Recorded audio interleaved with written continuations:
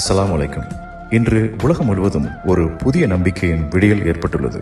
மனித குலத்துக்கு எதிரான மிக மோசமான போருக்கு பின் இறைவன் அருளால் தற்போது இஸ்ரேல் காசாவுடனான அமைதி ஒப்பந்தம் கையெழுத்திடப்பட்டுள்ளது. அல்ஹம்துலில்லாஹ். கடந்த 2 வருடங்களாக உணவின்றி, உறக்கமின்றி, உறைவிடமின்றி கஷ்டத்தை மட்டுமே அனுபவித்து அனைத்தையும் இழந்து எப்போது தாக்குதல் வரப்போகின்றது, எப்போது சாகப் போகிறோம் என்ற பதட்டத்திலேயே வாழ்ந்த அந்த மக்களுக்கு இறுதியில் பெருமூச்சு விடும் அளவிற்கு தற்போது அமைதி திரும்பியுள்ளது.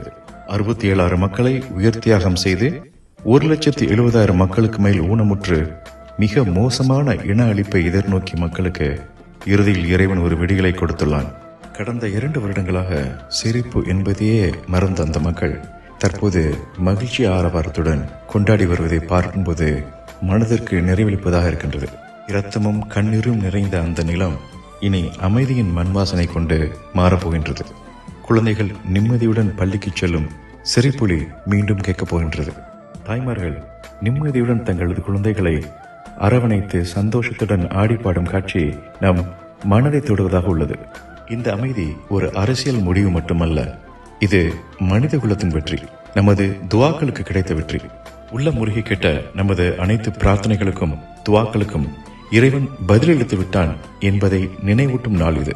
இந்த வெற்றியும் அமைதியும் நிரந்தரமாக ஏற்பட்டு அந்த அப்பாவி மக்களுக்கு நிரந்தரமான ஒரு பாலஸ்தீன நாடு உருவாவதற்கு ஏக இறைவனிடம் நாம் தொடர்ந்து துவா செய்வோமாக. ஆமீன்.